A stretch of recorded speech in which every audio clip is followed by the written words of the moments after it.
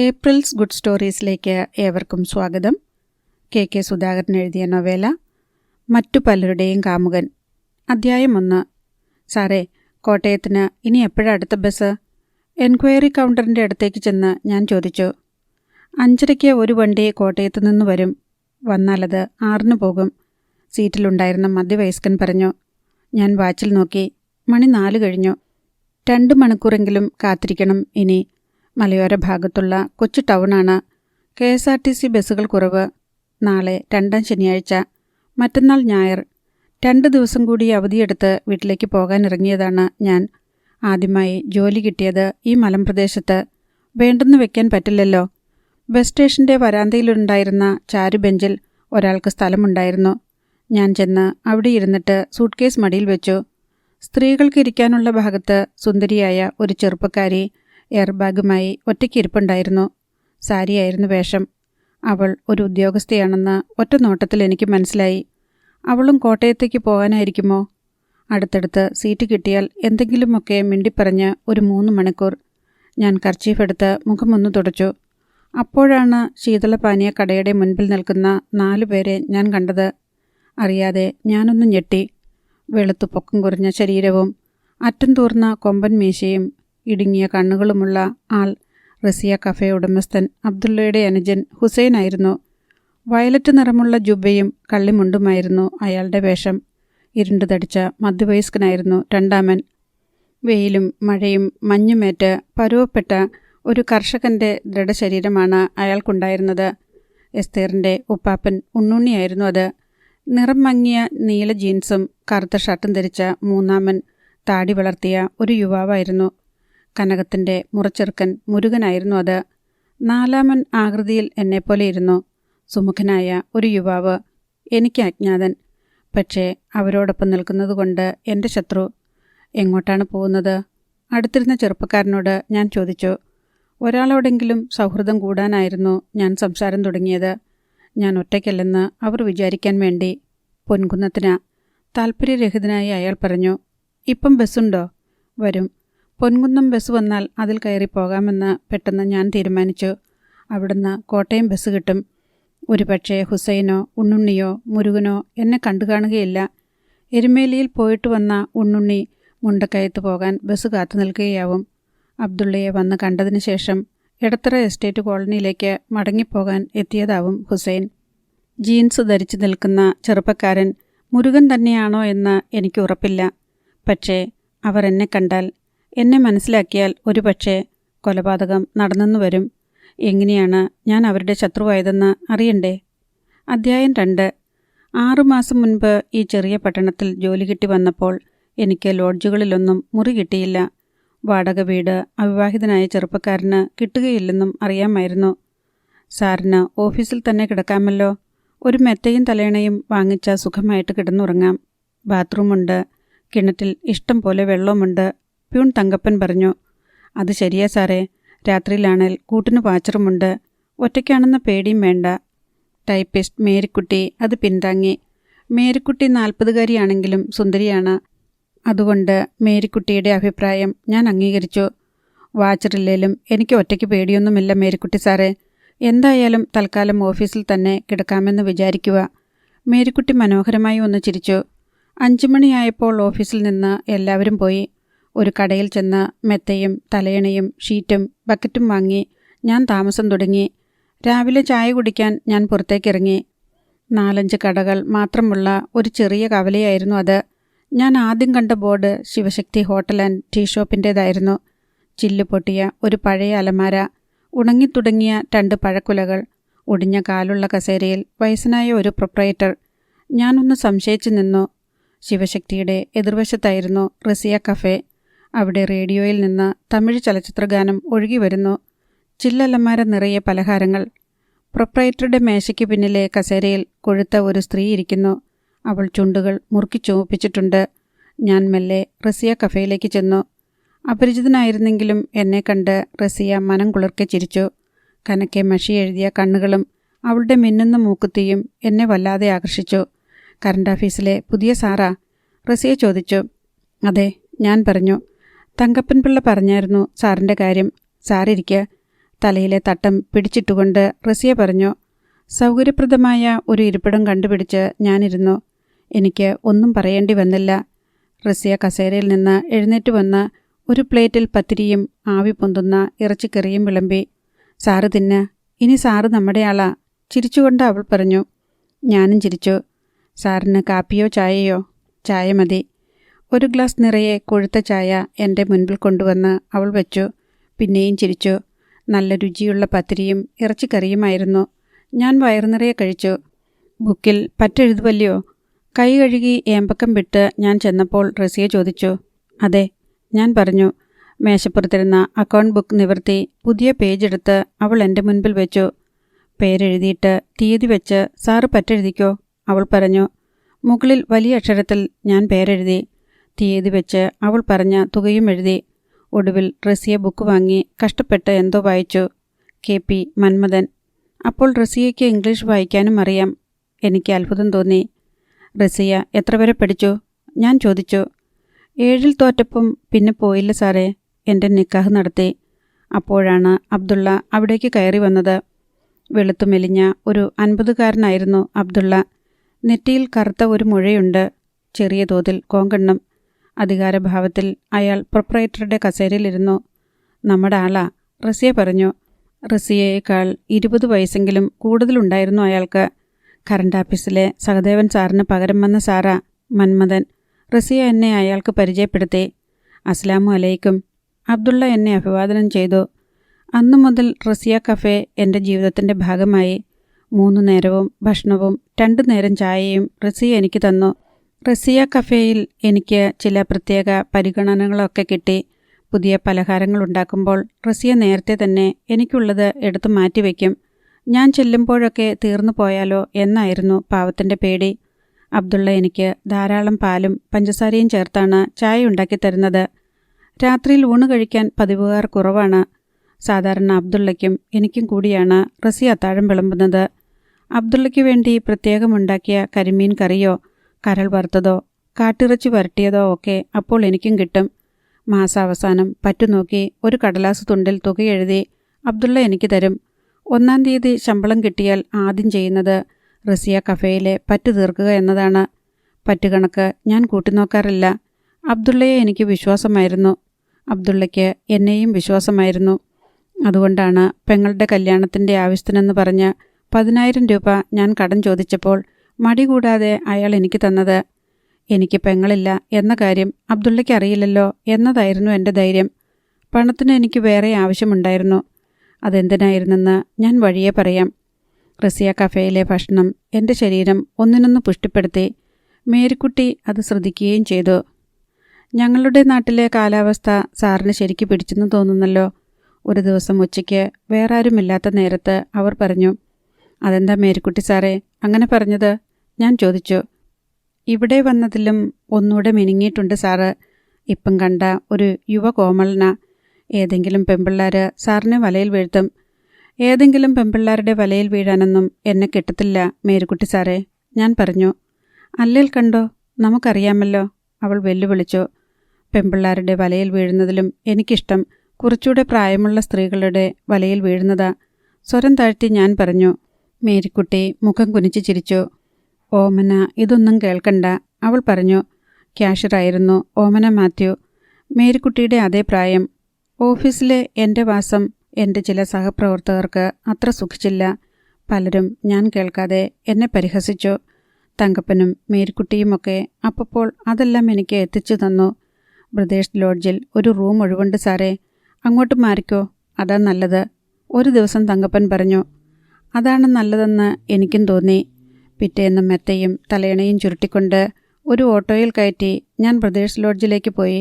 എൻ്റെ യാത്ര കണ്ട് റസിയ അന്തം വിട്ട് നോക്കി നിൽക്കുന്നുണ്ടായിരുന്നു. അധ്യായം 3. 8 മുറികളുള്ള നീണ്ട ഒരു കെട്ടിടമായിരുന്നു ബ്രദേഴ്സ് ലോഡ്ജ്. ഓഫീസിൽ നിന്ന് ഏതാണ്ട് 1 കിലോമീറ്ററോളം ദൂരെയായിരുന്നു അത്. ലോഡ്ജിനടുത്ത് ഒരു സെൻറ്റ് ജോർജ് ഹോട്ടലുണ്ട്. രാവിലെയും രാത്രിയിലും എൻ്റെ ഭക്ഷണം അവിടെ നിന്നായി. റസിയ ഹോട്ടലിൽ നിന്ന് ഉച്ചയൂണ് മാത്രം. ആ മാസം സ്വാഭാവികമായി പറ്റുതുക കുറഞ്ഞു. നമ്മുടെ ആ കാശ് തരാറായില്ലേ സാറേ? ഒരു ദിവസം അബ്ദുള്ള എന്നോട് ചോദിച്ചു. കടം വാങ്ങിയ 10,000 രൂപയുടെ കാര്യമാണ് അയാൾ ചോദിച്ചത്. മാസം 1000 രൂപ വെച്ച് കൊടുക്കാമെന്നായിരുന്നു കരാർ. അവസാനം പലിശയും. അടുത്ത മാസം മുതൽ തരാം അബ്ദുള്ളാക്ക. ഞാൻ പറഞ്ഞു. എന്തുദ്ദേശിച്ചാണ് അങ്ങനെ പറഞ്ഞതെന്ന് എനിക്ക് പോലും അറിയില്ലായിരുന്നു. കാരണം 100 രൂപ പോലും മിച്ചം പിടിക്കാൻ ഒരു മാസം പോലും എനിക്ക് സാധിച്ചിട്ടില്ല. അത്രയ്ക്കായിരുന്നു വീട്ടിലെ പ്രാരാബ്ദങ്ങൾ. അടുത്ത മാസം ശമ്പളം കിട്ടിയപ്പോൾ പറ്റു തീർക്കാൻ ഞാൻ റസിയ കഫേയിൽ പോയി. അപ്പോഴും കടം വീട്ടുന്ന കാര്യം അബ്ദുള്ള എന്നെ ഓർമ്മിപ്പിച്ചു. ഒരാഴ്ചയ്ക്കകം കൊടുക്കാമെന്ന് ഞാൻ പറഞ്ഞു. അതിനുശേഷം ഞാൻ റസിയ കഫേയിലേക്ക് പോയതേയില്ല. ഒരാഴ്ച കഴിഞ്ഞപ്പോൾ അബ്ദുള്ള എന്നെ അന്വേഷിച്ച് ഓഫീസിൽ വന്നു. ഒരാഴ്ചയായല്ലോ സാറ് നമ്മുടെ കടയിൽ കഴിക്കാൻ വന്നിട്ട്. ഒട്ടും മയമില്ലാത്ത സ്വരത്തിൽ അയാൾ പറഞ്ഞു. ഒന്നും മിണ്ടാനില്ലാതെ ഞാൻ നിന്നു. ഇപ്പം സെൻറ്റ് ജോർജില പറ്റ് അല്ലേ? അതിനും ഞാൻ മറുപടി പറഞ്ഞില്ല. എന്തു പറയാൻ? എന്താ എൻ്റെ കാശ് തരാത്തെ നിങ്ങൾ? അബ്ദുള്ളയുടെ സ്വരം മാറി. മുതലാളി വാ. രംഗം അത്ര പന്തിയല്ലെന്ന് മനസ്സിലായപ്പോൾ അയാളുടെ കൈപിടിച്ച് ഞാൻ പുറത്തേക്കിറങ്ങി. ഓഫീസ് കോമ്പൗണ്ടിൽ ഒരു യൂക്കാലി മരമുണ്ടായിരുന്നു. അതിൻ്റെ ചുവട്ടിലേക്ക് അയാളെ ഞാൻ കൊണ്ടുപോയി നിർത്തി. ഇപ്പോൾ എൻ്റെ കയ്യിൽ കാശില്ല മുതലാളി, അടുത്ത മാസം തരാം ഞാൻ പറഞ്ഞു. പറ്റത്തില്ലടോ, എനിക്കെൻ്റെ കാശ് ഇപ്പോൾ കിട്ടണം. അയാളുടെ ശബ്ദമുയർന്നു. തരാം മുതലാളി, കുറച്ചുകൂടെ ക്ഷമിക്കുക, ഞാൻ തന്നു തീർക്കാം. എന്നെ കുറേ നാളായി നിങ്ങൾ പറ്റിക്കുക. ഇനി അത് സമ്മതിക്കത്തില്ല. എൻ്റെ കാശ് കിട്ടാതെ ഞാൻ ഇവിടുന്ന് പോകത്തില്ല. ഓഫീസിൻ്റെ ജനാലയുടെ അടുത്ത് 2-3 മുഖങ്ങൾ പ്രത്യക്ഷപ്പെട്ടത് ഞാൻ കണ്ടു. ഓമന മാത്യുവും മേരിക്കുട്ടിയും ചന്ദ്രമതിയുമായിരുന്നു അവർ. അബ്ദുള്ളയുടെ ശബ്ദം അവർ കേട്ടുകാണും. അയാളുടെ മുൻപിൽ ഞാൻ തോറ്റുകൊടുക്കാനേ പാടില്ല. എന്നെക്കുറിച്ച് അവരെന്തു വിചാരിക്കും? എൻ്റെ അത്രയും ആരോഗ്യമോ തടിയോ ഇല്ല അബ്ദുള്ളയ്ക്ക്. അതുകൊണ്ട് അയാളെന്നെ തല്ലാൻ ധൈര്യപ്പെടില്ലെന്ന് എനിക്കറിയാമായിരുന്നു. ഷർട്ടിൻ്റെ കൈകൾ രണ്ടും മുകളിലേക്ക് ചെരിച്ചു കയറ്റി ഞാൻ അബ്ദുള്ളയെ നേരിട്ടു. എൻ്റെ കയ്യിൽ കാശ് കിട്ടുമ്പം ഞാൻ തരും. താൻ തൻ്റെ പണിക്ക് പോടാ, നെഞ്ചു വിരിച്ച് ഞാൻ പറഞ്ഞു. അബ്ദുള്ള എന്നെ ഒന്ന് പകച്ചു നോക്കി. എൻ്റെ ദേഹത്ത് തൊട്ടുകളിക്കുന്നത് അത്ര നല്ല കാര്യമല്ലെന്ന് അയാൾക്ക് മനസ്സിലായി. 2 ദിവസത്തിനുള്ളിൽ എൻ്റെ കാശ് കൊണ്ടുവന്ന് തന്നില്ലേൽ ഞാനിനി ചോദിക്കാൻ വരത്തില്ല. പക്ഷേ എൻ്റെ അനിയൻ ഹുസൈൻ വരും. കേട്ടോടാ നായേ. എന്നെ നോക്കി ഒന്ന് കാറി തുപ്പിയിട്ട് അബ്ദുള്ള സ്ഥലം വിട്ടു. ഒരിക്കൽ മാത്രമേ ഞാൻ അബ്ദുള്ളയുടെ അനിയൻ ഹുസൈനെ കണ്ടിട്ടുള്ളൂ. ഒരു ദിവസം ഞാൻ ഓഫീസ് വിട്ട് റസിയ കഫേയിൽ ചായ കുടിക്കാൻ ചെന്നതായിരുന്നു. ചായ പറഞ്ഞിട്ട് പത്രം എടുത്ത് നിവർത്താൻ തുടങ്ങിയപ്പോഴാണ് ബലിഷ്ഠനായ ആ അപരിചിതനെ ഞാൻ ശ്രദ്ധിച്ചത്. തലയിൽ ഒരു ചുവന്ന ഉറുമാൽ ചുറ്റിക്കെട്ടി കൈമുട്ടുവരെ നീല ജുബയുടെ കൈകൾ ചെരിച്ചു കയറ്റി ഒരാളിരുന്ന് പത്തിരി വെട്ടി വിഴുങ്ങുന്നു. പാലിൽ കുതിർത്ത പത്തിരി ഓരോന്നായി റസിയ അയാളുടെ പ്ലേറ്റിലേക്ക് എടുത്തിടുന്നു. അബ്ദുള്ള കൊണ്ടുവന്നു വെച്ച കടും ചായ അയാൾ എടുത്തു മോന്തുന്നു. തീറ്റ കഴിഞ്ഞ് കൈ കഴുകി ഉറുമാലെടുത്ത് അയാൾ കൈയും മുഖവും തുടച്ചു. ഇനി നമ്മൾ പോവോ ഇക്ക? അയാൾ പറഞ്ഞു. മേശവലിപ്പിൽ നിന്ന് കുറേ നോട്ടുകളെടുത്ത് അബ്ദുള്ള അയാൾക്ക് കൊടുത്തു. ജുബയുടെ മുൻവശം ഉയർത്തി അയാൾ ആ നോട്ടുകൾ പച്ച ബെൽറ്റിൻ്റെ ഉറയിൽ തിരികെ. ബെൽറ്റിൽ തിരികെ വെച്ചിരുന്ന ഒരു മലപ്പുറം കത്തിയും അപ്പോൾ ഞാൻ കണ്ടു. ഇക്ക ധൈര്യമായിട്ടിരിക്കുക, അവനെ ഞാൻ എടുത്തോളാം. മീശയൊന്ന് പിരിച്ച് അയാൾ പറഞ്ഞു. എന്നിട്ട് റസിയെ നോക്കി ഒന്ന് പുഞ്ചിരിച്ചിട്ട് ഉറച്ച കാൽവയ്പ്പുകളോടെ അയാൾ റോഡിലേക്ക് ഇറങ്ങിപ്പോയി. എൻ്റെ അനിയനാ ഹുസൈൻ, എടത്തറ എസ്റ്റേറ്റ് കോളനിയിലെ റൗഡിയാവൻ, അഭിമാനത്തോടെ അബ്ദുള്ള പറഞ്ഞു. അങ്ങനെയാണ് ഹുസൈൻ എനിക്കൊരു നിത്യഭീഷണിയായത്.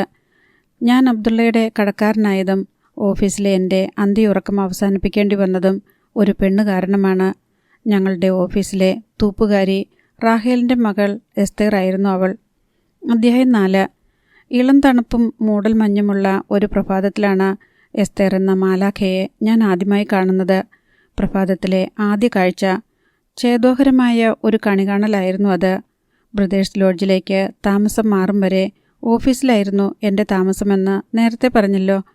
റോഡിൽ നിന്ന് അല്പം ഉള്ളിലേക്ക് മാറി ഒറ്റപ്പെട്ട ഒരു വലിയ വീട് വാടകയ്ക്കെടുത്തതായിരുന്നു ഞങ്ങളുടെ ഓഫീസ് കെട്ടിടം. ചുറ്റിനും പൊക്കമുള്ള മതിലുണ്ട്. മതിലിനുള്ളിൽ വളർന്നു പൊങ്ങിയ മരങ്ങളുണ്ട്. രാത്രിയായാൽ മരങ്ങളുടെ ഇരളിമ വീണുകിടക്കുന്ന ഒരു ഭാർഗവി നിലയമാണ് ഓഫീസ്. പകൽ എനിക്ക് പേടിയൊന്നും തോന്നിയില്ല. രാത്രിയിൽ വാച്ചറുണ്ടാവുമല്ലോ എന്ന ആശ്വാസവുമുണ്ടായിരുന്നു. പക്ഷേ സന്ധ്യയ്ക്ക് മുൻപ് വാച്ചർ വർക്കി കഴുത്തിന് ചുറ്റും മഫ്ലർ കെട്ടിക്കൊണ്ടുവന്നു. സാറേ, ഞാനിവിടുത്തെ വാച്ചറാണെങ്കിലും എൻ്റെ കിടപ്പ് വീട്ടില. അടുത്ത വർഷം പെൻഷനാകുക സാറേ. ശരീരത്തിന് തീരെ സുഖമില്ല. രാവിലെ അടിച്ചു വരാൻ റാഹേൽ വരുമ്പോഴേക്ക് ഞാൻ താക്കോലും കൊണ്ട് വരികയുള്ളൂ. ഇനിയിപ്പം സാർ ഇവിടെ ഉള്ളതുകൊണ്ട് താക്കോൽ തന്നേക്കാം. എനിക്ക് രാവിലെ സാവകാശം വന്നാൽ മതിയല്ലോ. പല്ലുകൾ പലതും നഷ്ടപ്പെട്ട മോണ കാട്ടി അയാൾ ചിരിച്ചപ്പോൾ അന്തരീക്ഷത്തിൽ കള്ളിൻ്റെ ഗന്ധം കലരുന്നത് ഞാൻ അറിഞ്ഞു. മാടക്കടയിൽ നിന്ന് മേടിച്ച ബ്രെഡും പഴവും പച്ചവെള്ളവും അകത്താക്കിയിട്ട് അന്ന് രാത്രിയിൽ നേരത്തെ ഉറങ്ങാൻ കിടന്നു. നല്ല യാത്രാക്ഷീണവും ഉണ്ടായിരുന്നു. പക്ഷെ പെട്ടെന്നൊന്നും എനിക്ക് ഉറങ്ങാൻ കഴിഞ്ഞില്ല. രാത്രിയിലെ അപരിചിതമായ ഒച്ചകൾ എന്നെ ഭയപ്പെടുത്തി. കെട്ടിടത്തിൻ്റെ പിൻഭാഗത്തുള്ള കണ്ണാടി ജനാല ആരോ വലിച്ചടച്ചു. ഒരു പക്ഷേ കാറ്റുകൊണ്ട് അടഞ്ഞതായിരിക്കുമെന്ന് ഞാൻ സമാധാനിച്ചു. തട്ടിൻ പുറത്തുകൂടി അതിവേഗം ആരോ ഓടിപ്പോയി.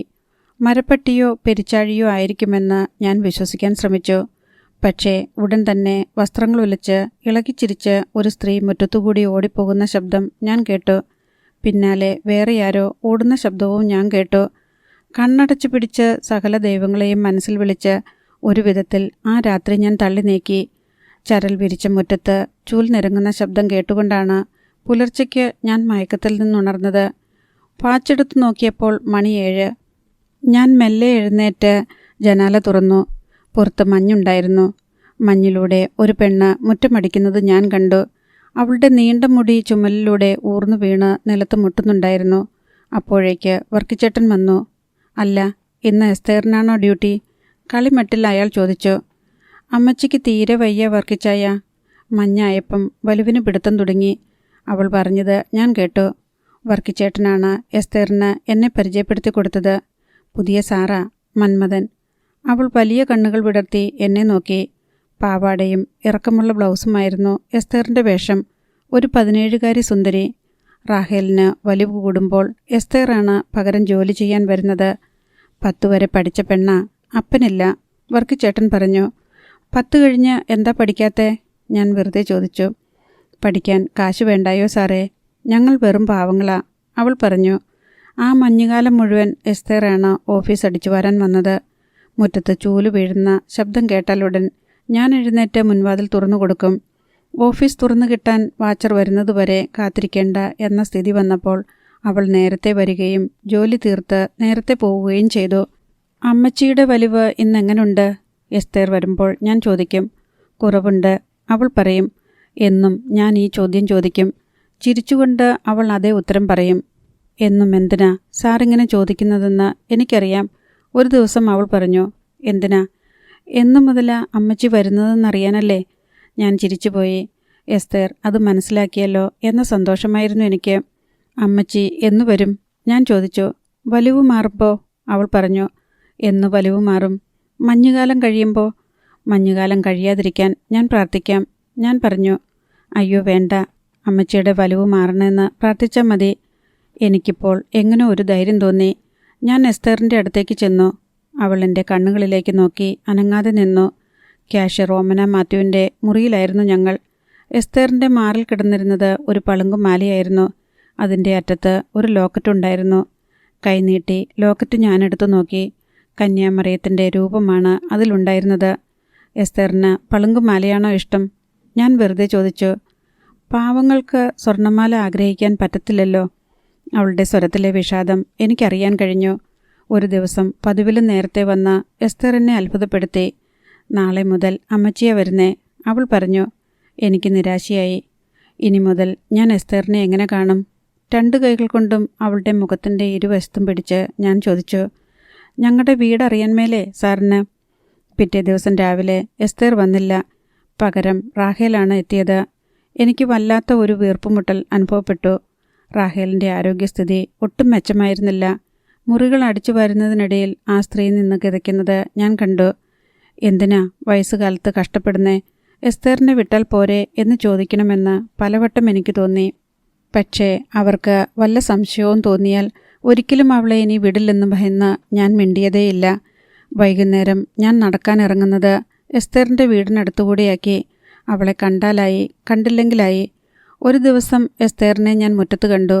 റോഡിൽ നിന്ന് അല്പം ഉയരത്തിൽ കരിങ്കല്ലുകൊണ്ട് കെട്ടി ഉയർത്തിയ പറമ്പിലാണ് എസ്തേറിൻ്റെ പനയോല മേഞ്ഞ കൊച്ചുവീട്. അടുക്കള മുറ്റത്തുള്ള കൊല്ലയിൽ നിന്ന് കാന്താരി മുളക് പറിച്ചെടുക്കുകയായിരുന്നു അവൾ. എന്നെ കണ്ട് അവൾ 4-5 പടികളിറങ്ങി താഴേക്ക് വന്നു. സാർ എവിടെ പോവുക? സന്തോഷത്തോടെ അവൾ ചോദിച്ചു. വെറുതെ നടക്കാനിറങ്ങിയതാ, ഞാൻ പറഞ്ഞു. അമ്മച്ചിയെ തിരക്കി വന്നതാണേൽ അമ്മച്ചി ഇവിടെയില്ല. മേടയിലെ തോമസ് കുട്ടിച്ചായൻ്റെ അപ്പൻ്റെ ശവമടക്കിന് പോയേക്കുക. വരാൻ വൈകും, അവൾ പറഞ്ഞു. എന്നിട്ട് എന്നെ നോക്കി ഒന്ന് ചിരിച്ചിട്ട് അവൾ വീട്ടിലേക്ക് ഓടിക്കയറി. ഞാൻ വെറുതെ ചുറ്റുമൊന്ന് നോക്കി. സമീപ പ്രദേശത്തെങ്ങും ആരെയും കാണാനുണ്ടായിരുന്നില്ല. പടികൾ കയറി ഞാൻ എസ്തേറിൻ്റെ വീട്ടിലേക്ക് കയറി ചെന്നു. അധ്യായം 5. പിറ്റേന്ന് മുറ്റമടിക്കുന്ന ശബ്ദം കേട്ട് ഞാൻ ജനാല തുറന്നു നോക്കിയപ്പോൾ റാഹേലായിരുന്നില്ല, അത് എസ്തേർ ആയിരുന്നു.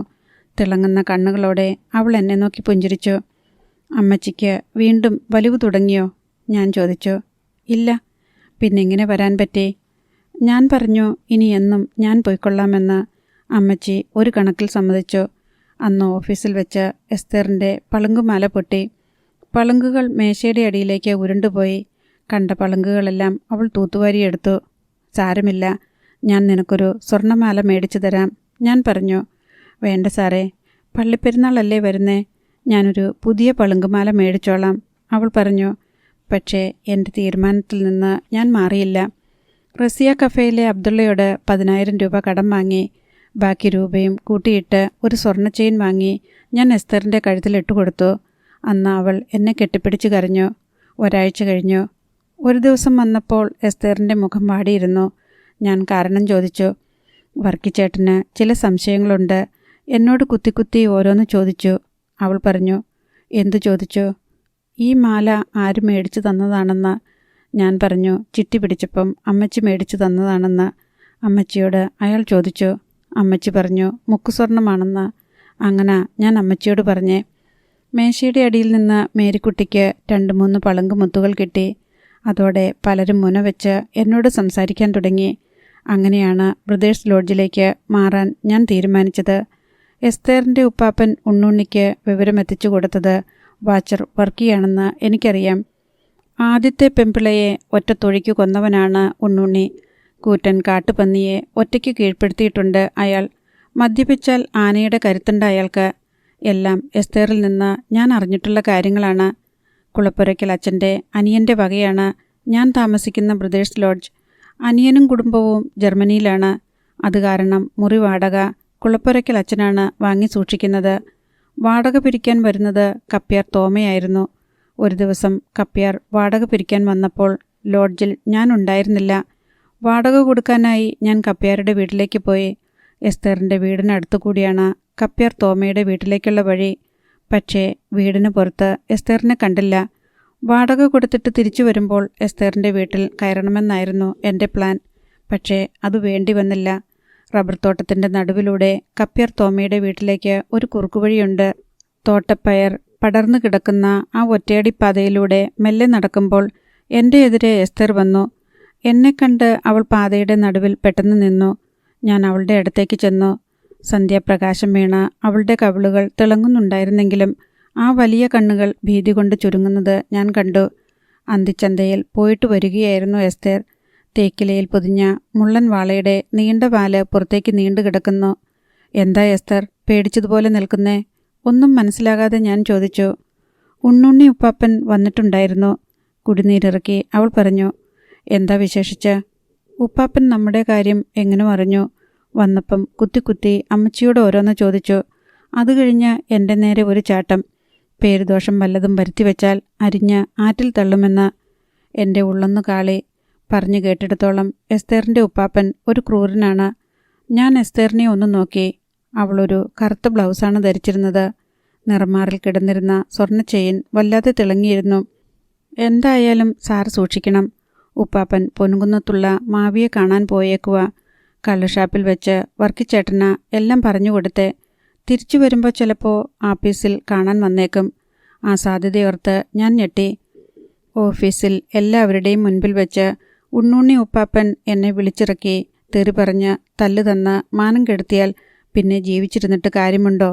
ഞാൻ പോവുക. എന്നെ ഒന്ന് നോക്കിയിട്ട് എസ്തേർ എന്നെ കടന്നു നടന്നു. പയർവള്ളിയിൽ തട്ടുന്ന പാവാടത്തുമ്പിൻ്റെ സുഖകരമായ ശബ്ദം അകന്നുപോയി. പൊൻകുന്നത്ത് മാവിയെ കാണാൻ പോയ ഉണ്ണുണ്ണി മടങ്ങി വന്നപ്പോൾ എൻ്റെ ഓഫീസിൽ കയറിയില്ല. പക്ഷേ അയാളിതാ ഇപ്പോൾ ഈ ബസ് സ്റ്റേഷനിൽ എൻ്റെ രക്തത്തിനായി കാത്തു നിൽക്കുന്നു. അധ്യായം 6. 4 പേരുടെ ആ സംഘത്തെ ഞാൻ ഭീതിയോടെ നോക്കി. ശീതളപാനീയ കടയുടെ മുൻപിൽ നിന്നുകൊണ്ട് അവർ ശബ്ദം താഴ്ത്തി സംസാരിക്കുകയാണ്. ബസ് സ്റ്റേഷനിലേക്ക് കയറി വന്ന് എന്നെ കൈകാര്യം ചെയ്യാനുള്ള ധൈര്യം അവർക്കില്ലെന്ന് തോന്നുന്നു. നിറമങ്ങിയ ജീൻസും കറുത്ത ഷർട്ടും ധരിച്ച ചെറുപ്പക്കാരൻ കണ്ണമ്മയുടെ മകൾ കനകമ്മയുടെ മുറച്ചെറുക്കൻ മുരുകനാണെന്ന കാര്യത്തിൽ എനിക്ക് ഒരു സംശയവുമില്ല. ഞാൻ വാച്ചിൽ നോക്കി. ബസ് വരാൻ ഇനി അരമണിക്കൂർ കൂടി കഴിയണം. അവർ 4 പേരാണ്. ഞാൻ ഒറ്റയ്ക്ക്. 2 പേരേ ഉള്ളായിരുന്നെങ്കിലും ഒരു കൈ നോക്കാമായിരുന്നു. മുരുകൻ മാത്രമേ ഉള്ളായിരുന്നെങ്കിൽ നിഷ്പ്രയാസം അവനെ കീഴ്പ്പെടുത്താം. പക്ഷേ കനകത്തോടുള്ള പ്രണയം അവൻ്റെ ശാരീരിക ബലത്തെ 10 മടങ്ങ് വർദ്ധിപ്പിക്കുമായിരിക്കും. കനകത്തെ ആദ്യമായി കണ്ട ദിവസം എനിക്ക് ഓർമ്മയുണ്ട്. പച്ച നിറത്തിലുള്ള പട്ടുപാവാടയും ബ്ലൗസും വെള്ള നിറത്തിലുള്ള ധാവണിയും അണിഞ്ഞ് വലിയ ഒരു പൊട്ടും തൊട്ട് ഒരു ദിവസം ലാസ്യഭാവത്തോടെ ഓഫീസിലേക്ക് കറുത്ത ഒരു സുന്ദരി കയറി വന്നു. എനിക്ക് ഒരു മാരണവും കൊണ്ടാണ് അവൾ വന്നതെന്ന് അപ്പോൾ മനസ്സിലായില്ല. ഒപ്പം അവളുടെ അമ്മ കണ്ണമ്മയും ഉണ്ടായിരുന്നു. മാണിക്യത്തിൻ്റെ ഭാര്യ കണ്ണമ്മ. അവരുടെ മോള ആ പെണ്ണ്. തങ്കപ്പൻ രഹസ്യമായി എൻ്റെ കാതിൽ പറഞ്ഞു. ആരാ ഈ മാണിക്യം? ഞാൻ ചോദിച്ചു. മുൻപ് നമ്മുടെ ഓഫീസിലെ ഡ്രൈവറായിരുന്നു. കഴിഞ്ഞ മാസമാ മരിച്ചേ. ഞാൻ ഓഫീസിൽ വന്നതിൻ്റെ ഒരാഴ്ച കഴിഞ്ഞപ്പോഴായിരുന്നു അത്. എസ്റ്റാബ്ലിഷ്മെൻറ്റ് കൈകാര്യം ചെയ്യുന്ന ആൾ എന്ന നിലയിൽ അയാളുടെ മരണാനന്തരമുള്ള ആനുകൂല്യങ്ങൾ തയ്യാറാക്കാനുള്ള ചുമതല എനിക്കായിരുന്നു. പ്രോവിഡൻറ്റ് ഫണ്ടിനും ഗ്രാറ്റുവിറ്റിക്കും ഒക്കെ അവകാശികൾ കണ്ണമ്മയും മകൾ കനകവുമാണെന്ന് മാണിക്യൻ നേരത്തെ തന്നെ എഴുതി കൊടുത്തിട്ടുണ്ടായിരുന്നു.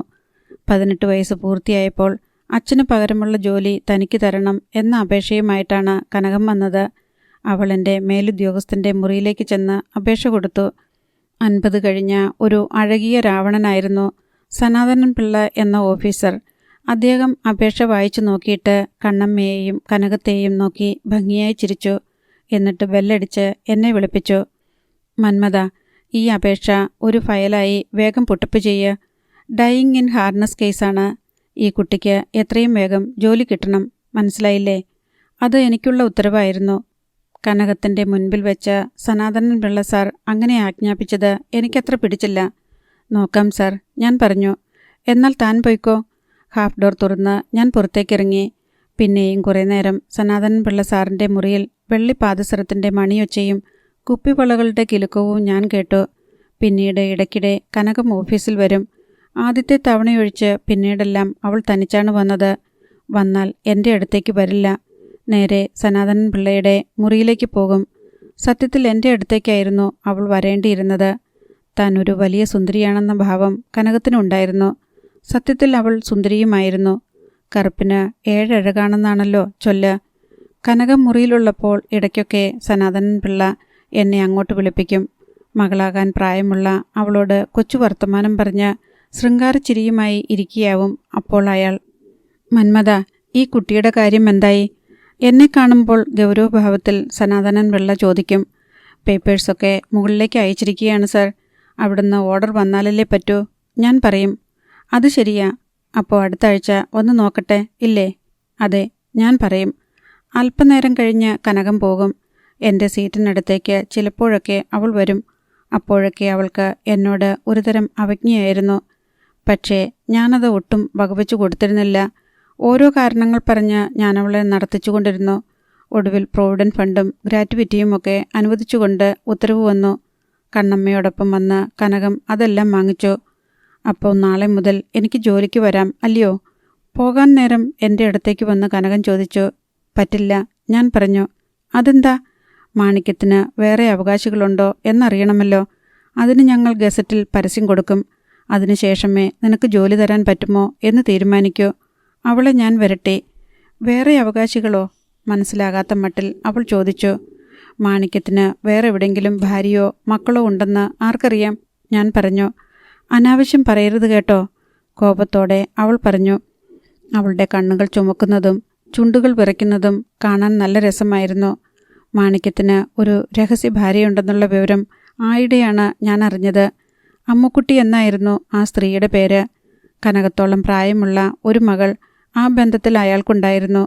മല്ലിക എന്നായിരുന്നു അവളുടെ പേര്. പ്യൂൺ തങ്കപ്പനിൽ നിന്നാണ് ഈ കഥകളൊക്കെ ഞാൻ അറിഞ്ഞത്. അമ്മുക്കുട്ടി തൻ്റെ ഭാര്യയാണെന്നോ മല്ലിക തൻ്റെ മകളാണെന്നോ ഒരിക്കലും മാണിക്യം സ്ഥിരീകരിച്ചിട്ടില്ലായിരുന്നു. ഗസറ്റിൽ പരസ്യം വന്നു കഴിഞ്ഞപ്പോൾ കനകത്തിന് പകരം ജോലി കിട്ടാൻ തനിക്കാണ് അർഹത എന്ന് പറഞ്ഞ് ഒരു അപേക്ഷയുമായി മല്ലിക ഒരു ദിവസം ഓഫീസിൽ കയറി വന്നു. സന്തോഷത്തോടെ ആ അപേക്ഷ വാങ്ങി ഞാൻ ഫയലിൽ ചേർത്തു. അക്കാര്യം എങ്ങനെയോ കനകം അറിഞ്ഞു. അവൾ അന്ന് തന്നെ ഓഫീസിലേക്ക് പാഞ്ഞു വന്നു. അവൾ എൻ്റെ അപ്പൻ്റെ ആരുമല്ല, കനകം പറഞ്ഞു. മാണിക്യത്തിൻ്റെ സ്വന്തം മകളാണെന്ന മല്ലിക അവകാശപ്പെട്ടിരിക്കുന്നത്. അതുകൊണ്ട് രണ്ടിലൊന്ന് തീർച്ചപ്പെടുത്താതെ നിനക്ക് ജോലി തരാൻ ഡിപ്പാർട്ട്മെൻറ്റിന് പറ്റത്തില്ല. ഞാൻ പറഞ്ഞു. നിങ്ങളെ എനിക്ക് വേല വെച്ചേ, എനിക്കറിയാം. അവൾ നിന്ന് വിറച്ചു. ഞാനെന്ത് ചെയ്തെന്നാ നീ പറയുന്നേ? നിഷ്കളങ്കം മട്ടിൽ ഞാൻ ചോദിച്ചു. എൻ്റെ മുരുകണ്ണൻ ബോംബെന്ന് വരട്ടെ. അന്നേരം മണ്ണൻ വന്ന് ചോദിച്ചോളും. നോക്കിക്കോ. എനിക്ക് നേരിയ ഭയം തോന്നി. മുരുകൻ ആരായിരുന്നാലും അയാൾ വന്ന് അന്വേഷിച്ചാൽ ഒരു സത്യം പുറത്തു വരും. മല്ലികയെക്കൊണ്ട് അപേക്ഷ എഴുതി കൊടുപ്പിച്ചത് ഞാനാണ്. ഗസറ്റിൽ പരസ്യം വന്നപ്പോൾ അവളുടെ വീടന്വേഷിച്ച് കണ്ടുപിടിച്ച് ഞാനാണ് കാര്യങ്ങളൊക്കെ അവരെ അറിയിച്ചത്. ഞാൻ ചെന്നപ്പോൾ അമ്മുക്കുട്ടിയും മല്ലികയും ഉണ്ടായിരുന്നു ആ കൊച്ചു വീട്ടിൽ. മാണിക്യത്തിൻ്റെ ചെറുപ്പകാലത്തുള്ള ഒരു ഫോട്ടോ ഫ്രെയിം ചെയ്ത് ഭിത്തിയിൽ തൂക്കിയിട്ടുണ്ടായിരുന്നു. ഞാൻ സ്വയം പരിചയപ്പെടുത്തിയപ്പോൾ അമ്മുക്കുട്ടി ഇരിക്കാൻ പറഞ്ഞു. അമ്മുക്കുട്ടിയമ്മ ഒരു ഭാഗ്യദോഷിയായി പോയല്ലോ. നിങ്ങളും മാണിക്യത്തിൻ്റെ ഭാര്യയല്ലേ? എത്രായിരം രൂപയാ കണ്ണമ്മയും മോളും കൂടെ ഓഫീസിൽ വന്ന് എണ്ണി മേടിച്ചോണ്ട് പോയേ?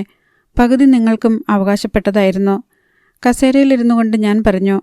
അതൊന്നും ഞങ്ങൾക്കറിയില്ലായിരുന്നു സാറേ. നിറകണ്ണുകളോടെ അവർ പറഞ്ഞു. ഇനിയിപ്പോൾ കനകത്തിന് പകരമുള്ള ജോലിയും. ഞാനും അച്ഛൻ്റെ മോളാ. അവളേക്കാൾ പ്രായത്തിൽ മൂത്തത് ഞാനാ. അന്നേരം എനിക്കല്ലേ സാറേ ആ ജോലി കിട്ടേണ്ടത്? പെട്ടെന്ന് മല്ലിക ചോദിച്ചു. മാണിക്യത്തിൻ്റെ മകളാണെന്ന് വല്ല തെളിവുകളുമുണ്ടോ? ഞാൻ വെറുതെ ചോദിച്ചു. മല്ലിക ഓടി അകത്തേക്ക് പോയി. പഴയ പെട്ടി തുറന്ന് അവൾ SLC ബുക്ക് എടുത്തുകൊണ്ട് വന്നു. അച്ഛൻ്റെ പേരിൻ്റെ സ്ഥാനത്ത് S മാണിക്യം എന്നാണ് അതിലെഴുതിയിരിക്കുന്നത്. അതൊരു കച്ചിത്തുരുമ്പാണെന്ന് എനിക്ക് തോന്നി. ചിലപ്പോൾ രക്ഷപ്പെട്ടെന്ന് വരാം. വേറെന്തെങ്കിലുമുണ്ടോ? ഞാൻ ചോദിച്ചു. മല്ലിക 2 പഴയ ഫോട്ടോകൾ എടുത്തുകൊണ്ട് വന്നു. മാണിക്യവും അമ്മുക്കുട്ടിയും ചേർന്നെടുത്ത ഫോട്ടോ ആയിരുന്നു അത്. മല്ലികയും മാണിക്യവും അമ്മുക്കുട്ടിയും ചേർന്നുള്ള ഫാമിലി ഫോട്ടോയായിരുന്നു മറ്റേത്. ഇത് മതി, തൃപ്തിയോടെ ഞാൻ പറഞ്ഞു. ഇനി ഞാനെന്ത് ചെയ്യണം സാറേ? മല്ലിക ചോദിച്ചു. ഒരു അപേക്ഷ എഴുതി തരണം. എങ്ങനെ എഴുതണമെന്നൊക്കെ ഞാൻ പറഞ്ഞു തരാം. അമ്മുക്കുട്ടി നന്ദിയോടെ എന്നെ നോക്കി. സാറിരിക്ക്, ഞാനിത്തിരി ചായ ഇട്ടുകൊണ്ട് വരാം. അവൾ തിടുക്കത്തിൽ അകത്തേക്ക് പോയി. മുൻവശത്തെ മുറിയിൽ ഞാനും മല്ലികയും അവശേഷിച്ചു. യൗവനത്തിൻ്റെ മിനുപ്പുള്ള ഒരു പെണ്ണായിരുന്നു മല്ലിക. ഒരുപക്ഷെ കനകത്തേക്കാൾ സുന്ദരി. മല്ലിക ചെന്ന് ഒരു കടലാസ് എടുത്തുകൊണ്ട് വാ, ഞാൻ പറഞ്ഞു. അവൾ നോട്ട്ബുക്കിൽ നിന്ന് 2 കടലാസ് ചീന്തി എടുത്തുകൊണ്ട് വന്നു. ഇനി ഞാൻ പറയുന്നത് എഴുതണം. അവൾ നിലത്തേക്കിരുന്ന് ടീപ്പോയിന്മേൽ കടലാസ് വെച്ച് എഴുതാൻ തയ്യാറെടുത്തു. ജോലിക്കുള്ള അപേക്ഷ ഞാൻ പറഞ്ഞു കൊടുത്തു. കുനിഞ്ഞിരുന്ന് അവൾ എഴുതാൻ ആരംഭിച്ചു. ഒരു സമയത്ത് ഞങ്ങളുടെ കണ്ണുകൾ തമ്മിൽ കൂട്ടിമുട്ടി. അവൾ പുഞ്ചിരിച്ചു. അപേക്ഷ എഴുതി കഴിഞ്ഞപ്പോൾ അവൾ എഴുന്നേറ്റു. ഈ അപേക്ഷ നല്ല വെള്ളക്കടലാസിൽ വൃത്തിയായി എഴുതി ഒപ്പിട്ട് സർട്ടിഫിക്കറ്റിൻ്റെ കോപ്പി സഹിതം നാളെ ഓഫീസിൽ വന്ന് എൻ്റെ ഓഫീസർക്ക് കൊടുക്കണം. ബാക്കി കാര്യം ഞാൻ ഏറ്റു, ഞാൻ പറഞ്ഞു. ഈ ജോലി എനിക്ക് കിട്ടുമോ സാറേ? അവൾ പ്രതീക്ഷയോടെ ചോദിച്ചു. കിട്ടും മല്ലികേ. ഉദ്യോഗസ്ഥയായി കഴിയുമ്പം എന്നെ മറക്കാതിരുന്നാൽ മതി, ഞാൻ പറഞ്ഞു. ഒരിക്കലും സാറിനെ ഞാൻ മറക്കത്തില്ല. ജോലി കിട്ടിയാൽ എനിക്കെന്ത് തരും? ഞാൻ വെറുതെ ചോദിച്ചു. സാറിന് എന്തു വേണമെങ്കിലും ഞാൻ തരും. എന്തും തരുമോ? ഞാൻ എടുത്തു ചോദിച്ചു. അവൾ നാണത്തോടെ എൻ്റെ മുഖത്തേക്ക് നോക്കി. എന്നാൽ അമ്മ വരുന്നതിന് മുമ്പ് അഡ്വാൻസായിട്ട് എനിക്കൊരു ഉമ്മതാ, ഞാൻ പറഞ്ഞു. അവൾ വേഗം എൻ്റെ അടുത്തേക്ക് വന്ന് എന്നെ കെട്ടിപ്പിടിച്ച് ഉമ്മ വെച്ചു. അവൾക്ക് മുല്ലപ്പൂവിൻ്റെ മണമായിരുന്നു. എങ്ങനെയും മല്ലികയ്ക്ക് ആ ജോലി വാങ്ങിക്കൊടുക്കണമെന്ന് അപ്പോഴാണ് ഞാൻ തീരുമാനിച്ചത്. ഓഫീസിൽ വരുമ്പോൾ എൻ്റെ അടുത്തേക്ക് വരരുത്, വന്നാലും പരിചയം കാണിക്കരുത്, ഞാൻ പറഞ്ഞു. ഇല്ല സാറേ, ആരെങ്കിലും ഇക്കാര്യം അറിഞ്ഞാൽ അത് കനകത്തിൻ്റെ ചെവിയിലെത്തും. എനിക്ക് അത് കുഴപ്പമാകും. ഞാൻ ആരോടും പറയത്തില്ല സാറേ. ചായ കുടിച്ച് യാത്രയും പറഞ്ഞ് ഞാൻ അവിടെ നിന്നിറങ്ങി. പിറ്റേന്നാണ് ജോലിക്കുള്ള അപേക്ഷയുമായി മല്ലിക ഓഫീസിൽ വന്നത്. അവൾ സനാതനൻ പിള്ളയെ കണ്ടു. അയാൾ അവളെ കുറേ നേരം ചോദ്യം ചെയ്തു. എന്തെങ്കിലും കാരണം പറഞ്ഞ് അവളെ അയാൾ മടക്കി വിടുമെന്ന് തോന്നിയപ്പോൾ ഒരു ഫയലുമായി ഞാൻ മുറിയിലേക്ക് കയറി ചെന്നു. എന്താണ് സാർ കാര്യം? ഒന്നും അറിയാത്ത മട്ടിൽ ഞാൻ ചോദിച്ചു. കണ്ടില്ലേ മന്മത, മാണിക്യത്തിൻ്റെ ജോലിക്ക് വേറൊരു അവകാശി കൂടെ. നമ്മളിനി കനകത്തോട് എന്തു പറയും? അയാൾ പരിതപിച്ചു. ഞാൻ ആ അപേക്ഷ വാങ്ങി വായിക്കുന്ന മട്ട് നടിച്ചു. നമുക്കിത് തള്ളിക്കളയാൻ പറ്റത്തില്ല സാറേ. ഫയലിലിട്ട് മുകളിലേക്ക് എഴുതാം, അല്ലെങ്കിൽ പ്രശ്നമാകും. ആരാണ് യഥാർത്ഥ അവകാശിയെന്ന് മുകളിൽ നിന്ന് തീരുമാനിക്കട്ടെ, ഞാൻ പറഞ്ഞു. പക്ഷേ തെളിവ് വെച്ച് നോക്കുമ്പോൾ, അയാൾ എതിർക്കാൻ ശ്രമിച്ചു. സർട്ടിഫിക്കറ്റ് ബുക്കിൽ ഈ കുട്ടിയുടെ അച്ഛനും മാണിക്യമാണല്ലോ സാർ. സനാതനൻ പിള്ള പിന്നെ വായ തുറന്നില്ല. എങ്ങനെയോ കനകം ഇക്കാര്യം അറിഞ്ഞു. ഒരാഴ്ച കഴിഞ്ഞപ്പോൾ ഓഫീസിൽ ഞാനില്ലാത്ത ഒരു സമയത്ത് ഒരു ചെറുപ്പക്കാരൻ എന്നെ അന്വേഷിച്ചു വന്നു. എന്നെ കാത്ത് കുറേ നേരം ഇരുന്നിട്ടാണ് അയാൾ പോയതെന്ന് മേരിക്കുട്ടി സാർ പറഞ്ഞു. ആരാണെന്ന് എനിക്ക് മനസ്സിലായില്ല. ജീൻസും കറുത്ത ഷർട്ടുമായിരുന്നു സാറേ വേഷം. ഇവിടെങ്ങും വെച്ച് ഞാൻ പുള്ളിയെ മുമ്പ് കണ്ടിട്ടില്ല. മേരിക്കുട്ടി സാർ പറഞ്ഞു. സാറേ, അവൻ മുരുകനാ, കനകത്തിൻ്റെ മുറച്ചെറുക്കൻ, തങ്കപ്പൻ പറഞ്ഞു. അറിയാതെ ഞാനൊന്ന് ഞെട്ടി. അവൻ ബോംബെയിൽ അതോ ലോകത്തിലെ വല്ല കണ്ണിയുമാണെങ്കിൽ എൻ്റെ കാര്യം അവതാളത്തിലാകുമെന്ന് എനിക്ക് തോന്നി. ഇതൊക്കെ കൊണ്ടാണ് 2 ദിവസത്തെ ലീവെടുത്ത് ഇന്ന് ഞാൻ വീട്ടിൽ പോകാൻ തീരുമാനിച്ചത്. ഞാൻ വാച്ചിൽ നോക്കി. മണി 5:30. കോട്ടയം ബസ് വരാൻ ഇനി 1 മണിക്കൂർ കൂടി കഴിയണം. ശീതളപാനീയ കടയിലേക്ക് ഞാൻ ഇടം കണ്ണിട്ട് നോക്കി. എൻ്റെ കഥ കഴിക്കാൻ 4 പേർ കാത്തു നിൽക്കുകയാണ്. അബ്ദുള്ളയുടെ അനിയൻ ഹുസൈനും, എസ്തേറിൻ്റെ ഉപ്പാപ്പൻ ഉണ്ണുണ്ണിയും, കനകത്തിൻ്റെ മുറച്ചെറുക്കൻ മുരുകനും, പിന്നെ അവരുടെ സഹായത്തിന് 4-മനും. എങ്ങനെ രക്ഷപ്പെടും? എനിക്കറിയില്ലായിരുന്നു. അധ്യായം 7. അപ്പോഴാണ് സ്റ്റാൻഡിലേക്ക് ഒരു ഫാസ്റ്റ് പാസഞ്ചർ കയറി വന്നത്. ബോർഡ് നോക്കിയപ്പോൾ എറണാകുളത്തേക്കുള്ള വണ്ടിയാണതെന്ന് ഞാൻ കണ്ടു. എനിക്ക് പോകേണ്ടത് കോട്ടയത്തിനാണ്. കോട്ടയം ബസ് വന്നു കഴിഞ്ഞാൽ എങ്ങനെയെങ്കിലും അതിൽ കയറി പറ്റണം. ബസ്സിൽ കയറിക്കഴിഞ്ഞാൽ ആർക്കും എന്നെ ഒന്നും ചെയ്യാൻ പറ്റില്ല. ഫാസ്റ്റിൽ നിന്ന് യാത്രക്കാർ കുറേ പേർ ഇറങ്ങി, കുറേ പേർ കയറുകയും ചെയ്തു. ഡ്രൈവർ ചായ കുടിക്കാനായി പോകുന്നത് ഞാൻ കണ്ടു. പെട്ടെന്നാണ് എനിക്ക് ഒരു ആശയം തോന്നിയത്. എറണാകുളം ബസ്സിൽ കയറിപ്പോയാൽ എന്താണ്? അവിടെ ചെന്നാൽ കോട്ടയം ബസ് കിട്ടും. ഞാൻ വേഗം എഴുന്നേറ്റ് എറണാകുളം ബസ്സിൽ ചെന്ന് കയറി. ആവശ്യത്തിന് സീറ്റുകളുണ്ടായിരുന്നു അതിൽ. 4 സംഘം അപ്പോഴും ശീതളപാനീയ കടയുടെ മുന്നിൽ നിന്നുകൊണ്ട് ഗൗരവത്തോടെ സംസാരിക്കുന്നുണ്ടായിരുന്നു. ബസ് എത്രയും വേഗം വിടണേ എന്നായിരുന്നു എൻ്റെ പ്രാർത്ഥന. മിനിറ്റുകൾ മണിക്കൂറിൻ്റെ ദൈർഘ്യത്തിലാണ് ഇഴഞ്ഞു നീങ്ങിയത്. പെട്ടെന്ന് ബസ്സിൻ്റെ ഡബിൾ ബെൽ മുഴങ്ങി. കണ്ടക്ടർ വന്നിരിക്കുന്നു. ഞാൻ ആശ്വസിച്ചു. ഉടൻ തന്നെ ഡ്രൈവറും വന്നു കയറി. വണ്ടി സ്റ്റാർട്ടായി. ഞാൻ തിരിഞ്ഞു നോക്കി. 4 സംഘത്തെ കാണുന്നില്ല. അവർ എങ്ങോട്ടോ അപ്രത്യക്ഷരായിരിക്കുന്നു. ബസ് സ്റ്റാൻഡിൽ നിന്നിറങ്ങി ബസ് മുൻപോട്ടോടി. എങ്ങോട്ടാ? കണ്ടക്ടർ വന്ന് എന്നോട് ചോദിച്ചു. എറണാകുളം, ഞാൻ പറഞ്ഞു. ടിക്കറ്റ് തന്നിട്ട് കണ്ടക്ടർ പിന്നിലേക്ക് നീങ്ങി. ഞാൻ ആശ്വാസത്തോടെ സീറ്റിലേക്ക് ചാരിയിരുന്നു. എങ്ങോട്ടാ? കണ്ടക്ടറുടെ ചോദ്യം പിന്നിൽ ഞാൻ കേട്ടു. 4 എറണാകുളം. ഒരു പരുക്കൻ സ്വരം ഞാൻ കേട്ടു. 4 എറണാകുളം. ഒരു ഞെട്ടലോടെ ഞാൻ പിന്നിലേക്ക് നോക്കി. എസ്തേറിൻ്റെ ഉപ്പാപ്പൻ ഉണ്ണുണ്ണിയാണ് ഞാൻ ആദ്യം കണ്ടത്. ചോരക്കണ്ണുകൾ കൊണ്ട് അയാളെന്നെ നോക്കി. തൊട്ടടുത്ത് വയലറ്റ് ജുബയിട്ട ഹുസൈനെ ഞാൻ കണ്ടു. ചുവന്ന പട്ടുറുമാൽ കാറ്റിൽ പറക്കുന്നു. അവരുടെ പിന്നിലായിരുന്നു കറുത്ത ഷർട്ടുകാരൻ മുരുകനും 4-മനും. എൻ്റെ വിധി ഏതാണ്ട് തീർച്ചയായി. എൻ്റെ 6-ാം വാരിക്കിടയിലൂടെ മലപ്പുറം കത്തിയുടെ കൈപ്പിടി കയറുന്ന നിമിഷവും കാത്ത് ഞാൻ മെല്ലെ കണ്ണുകളടച്ചു.